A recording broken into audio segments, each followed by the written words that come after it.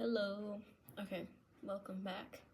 Today we're going to be talking about pinhole cameras. So I like these. I don't know. This is exciting for me. But basically, if you don't know what a pinhole camera is, it's basically going off of. Okay, how do I explain this? There's an effect.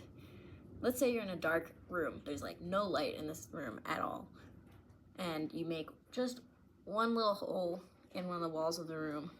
Now the light will come through that little hole and be reflected out onto the other side of the wall, and it'll create like a projection of what's outside. So basically the pinhole camera is using that effect, but you're putting photographic paper so that the projection will actually be captured on the paper, and then you can create an image. Okay, so for this specific project, we had to make this camera based on some kind of concept. So the concept that I chose was memory. Basically, I wanted to make, well, something that would show kind of the unreliability of memory and how it's kind of fragmented. So to get ready, I guess, for this project, I did some research on memory, and it's actually really interesting because this can cause a lot of problems when people need witnesses, like in court, because memory is actually super unreliable. And like, if, for example, if someone asks like a suggestive question, like, I don't know, do you remember when you got lost in the mall when you were like 4 years old? Maybe. And then the person would be like, oh yeah, I do remember that, even though it had never really happened to them. Basically, like, suggestions can create whole new memories in your head. And also memory gets worse with age and stress. Stress has a big impact on memory. So yeah, I just thought that was interesting. Another thing that I thought was kind of interesting was apparently there was a study done where people were showed a picture and then just, told to go away, I guess. And then they came back 3 weeks later, and the scientists were like, oh, here, look at this picture. Have you been here before or not? And most people said that they had been there, even though they had never been there, obviously. They had just seen it. So that's, I think, very easily like, we get confused about like what context we're remembering things in. For example, we're remembering it in the context of seeing an image or the context of actually being there. So yeah, this stuff is really interesting to me, but if you're also interested, I'm gonna link a video below that I thought was really cool. So the camera itself, my idea of how to represent the fragmentation and unreliability of memory was to basically take a bunch of mirrors and use those mirrors to reflect the light coming in from the original source so that the image created would be, fragmented and basically the result of a bunch of kind of confused, overlapping reflections from the mirrors. So here are some sketches that I did to start. I know it's not the most understandable thing, but later you'll see what I mean when I'm actually building it. Anyway, okay, so this is the base. It's just a normal box. And then I put these dividers in here because I wanted to be able to take multiple images without having to change the paper. So basically, like, each image would be taken at a different time in the day, representing kind of someone's memory of the day. So that's what these dividers are here to do. Also, you can see here there's 3 different entrances for the light, so there's going to be 3 different images. But basically, the light comes in here, then would be reflected off of these pieces of mirror, and then is bounced back up to where the photographic paper will be. So the paper will basically be where the light is coming in, but I'm gonna like make holes in the paper so that, light can still get through it. I don't know, it's kind of difficult to explain, but again, you'll see what I'm talking about. Okay, second thing, I don't know if you guys can see this so well, but basically this is a website called MakerCase. I'll also link this in the description, because honestly, lifesaver. I don't know what I would have done without this because I don't know how to make laser cutting files or anything like that. Oh yeah, this website basically just has files to create boxes and 3D prints. So it kind of creates like a base for you without you really having to do anything. And here you can like adjust the measurements and stuff. Okay, so let's say I change this value. This is gonna be 200. Yeah, look at that, changed. So pretty cool. And if you go back here, you can see they have a bunch of different kinds of files. So this is polygon box. You can make boxes with lids. You can make curved box, that's pretty cool. And then here they even have 3D printing stuff. So yeah, that's super useful. So basically what I did to start was I used that website to create the files for a box. Basically like the one that was in my drawing, like a long box with 3 sections. 1, 2, 3. Okay, these lines are like super thin, but you can kind of see what I'm talking about. So this was what I got from the website. This is basically just, yeah, the file that you send to a laser cutter, and the laser cutter will cut out these pieces and you can put them together and make it into the box like it was showed on the website. So, luckily, we do have a laser cutter in my school, which I think is awesome.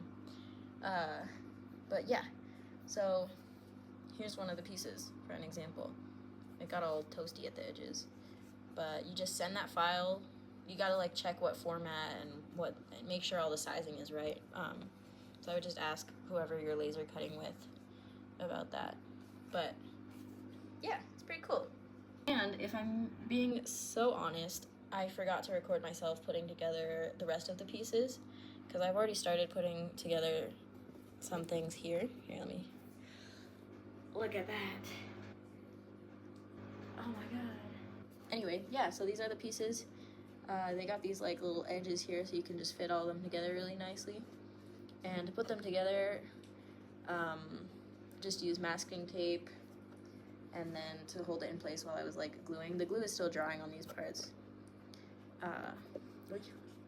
But yeah, here's the glue I used. I'm not sure what this is called in the US. It might just be Elmer's glue. I have no idea. Oh, and one more thing I forgot to talk about. I also altered the files so that the top here would have holes. Basically, the hole for the pinhole is like really, really, really small. Like you can barely even see it. So this is just kind of a base. This is not what the hole is gonna look like at the end.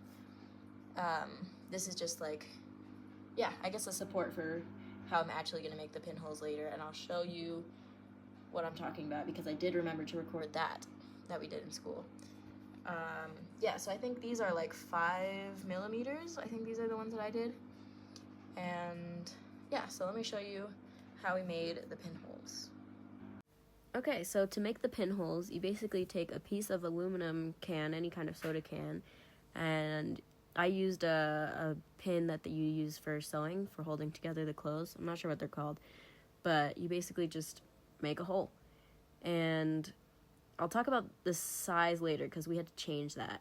But then after you make the hole, just sand it down, and then sand it down again with a finer grain. And then I forgot to record this, but after you finish sanding, make sure you wipe it off and paint it black. That's important, with marker. And then here you can kind of see the light coming through that pinhole.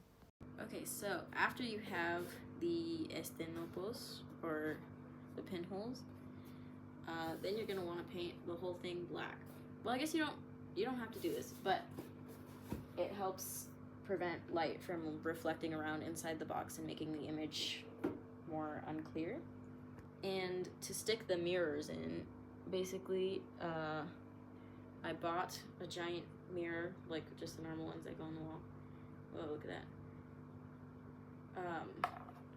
And I'm gonna stick them into this thing.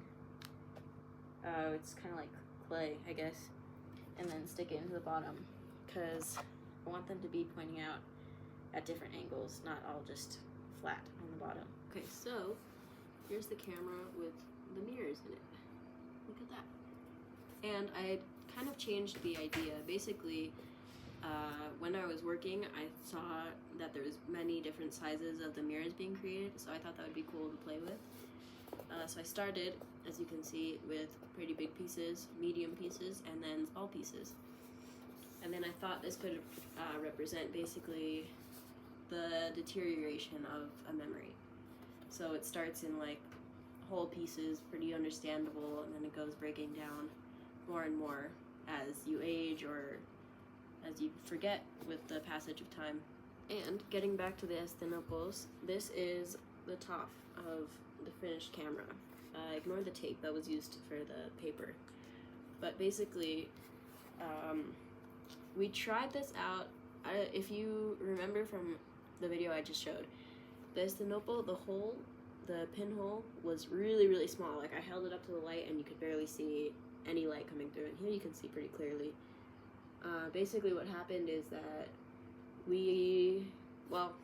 most of my classmates I think also had the same problem, but we tried it out with the original pinholes that we were told to make, which were just like super, super tiny, and those didn't work. We were ending up leaving our cameras outside for like, who knows how long. I left one of mine out for like 10 minutes, I think, and even leaving it out in the light for 10 minutes, there wasn't enough light coming through to actually make a picture. So we made the holes bigger. So now you can see pretty much what size that is. And just taped the Estinopo down the pinhole with black tape. And I wish I had time to like design a better solution for this, but basically what I decided to do is just cover it up with more tape. If you can't really see, it's pretty dark in here, but this is just a flap of tape. So just cover it down when you're not using it. And it works pretty well, surprisingly. I didn't think it was gonna work. So now for the process of actually taking the picture. This was a little bit complicated because I think I could have made life a little bit easier for myself in the earlier phases by designing a better way to do this process. I'll show you what I mean because it got a little complicated. But basically, let's say this is paper towel, obviously, but let's say this is the photo paper. So the box is like this. The top is like this. So we need light. The light comes in through this side, bounces off the mirrors inside, and then reflects back onto the top where the paper is. So basically, I would have to tape the paper. That's why there's all this tape on the inside of the lid, because I was taping the paper here. Attaching it like that, basically. I mean, nicer than that, of course, but like that. And then putting it this side in, paper side in, and closing the box. Yeah, you get the idea. But basically, this was a little bit complicated because, I mean, obviously now the paper is blocking the light from coming in, and I need light to come in. So light is coming in through each of these 3 holes. So basically what I would have to do in the dark room is take my paper, put it over, and then like feel with my finger where the hole was, and then cut out like a little square around each hole. So it's not like the most elegant solution because a lot of the pictures came out with these awkward kind of square shapes on them. Here's a little sneak peek, but yeah, this is kind of, it's pretty messed up. There's like a bunch of stray cuts and everything because I couldn't really tell what I was doing because again, I was in the dark room. And also, to be honest, the process was pretty frustrating because, as I said, our teacher had told us to make the holes of the pinholes like super, super small, like the ones I originally showed you.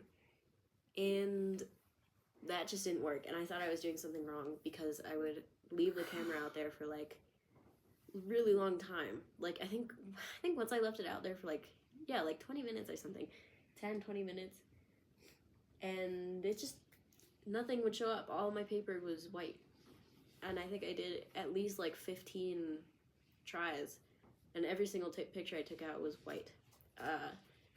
So eventually I asked for help, which I should have done sooner, but I'm glad I did that eventually. And they told me, yeah, this hole's way too small. And I was like, okay, cool. Just wasted a lot of time, but it's all part of the process, you know? Anyway, yeah, so eventually I made the hole bigger, and I still had to leave it out for a pretty long amount of time because the light is traveling twice the distance. Basically, it's coming in, it's not just hitting the paper here, but it's being reflected again. So it's twice the distance that it would normally be for a normal pinhole camera. So it needs more light. So I think my final picture I left out for like 6 minutes, which is a lot because I've taken pictures with other pinhole cameras that are like 30, 15 seconds, something like that. Okay, here I have two very special things. This first one, this is the first picture that I took that had anything show up on it. And I was very excited about that because I had been in the darkroom for like hours and nothing was working.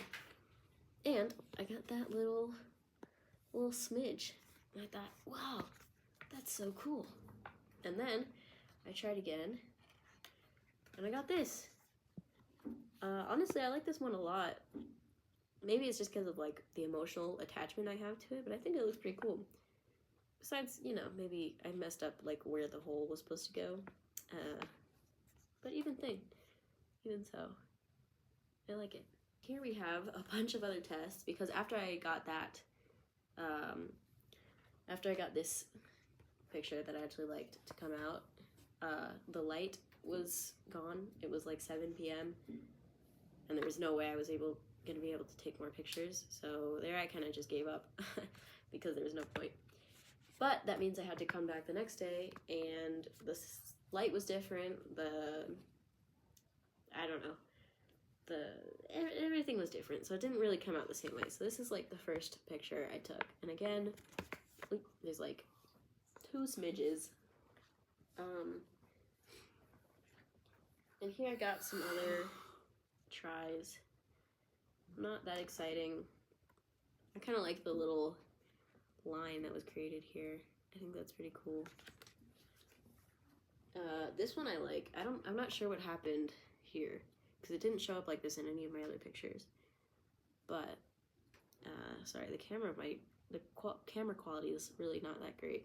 But basically, it created like a bunch of kind of like spider web looking lines, which I think is from. It's got to be from the pattern of the way I broke one of the mirrors or something.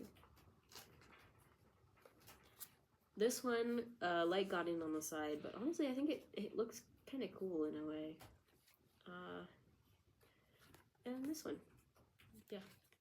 And then I was like, okay, these are turning out pretty good. So I took 2 final pictures, and these are my finals. Honestly, I'm pretty happy with this. To be honest, I was pointing the camera at myself. I don't know why this window showed up. I think it must have been something that was behind me.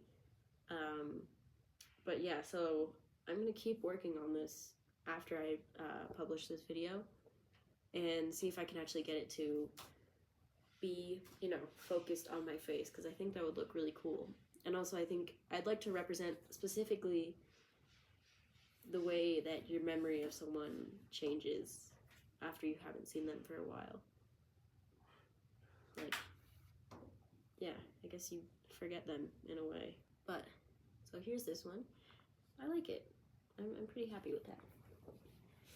And there's this one too. But yeah, again, you can see like part of a door and the windows here in my school, which was not what I was going for. I wanted to take a picture of my face, but either way, I'm pretty happy with this. And you've got like some cool little weird lines and everything. It looks like ghosts. Yeah, but that's pretty much it. So, thank you for watching. But basically, I do want to update this project. I want to make a cleaner version of the camera, first of all, because it's a kind of a pain in the butt to use. Because I have to like, the tape is not convenient and it looks terrible. And I would like it to actually show my face or someone's face. But yeah, that's my project. Thank you for watching, and I will post updates once I have them. But yeah. Bye.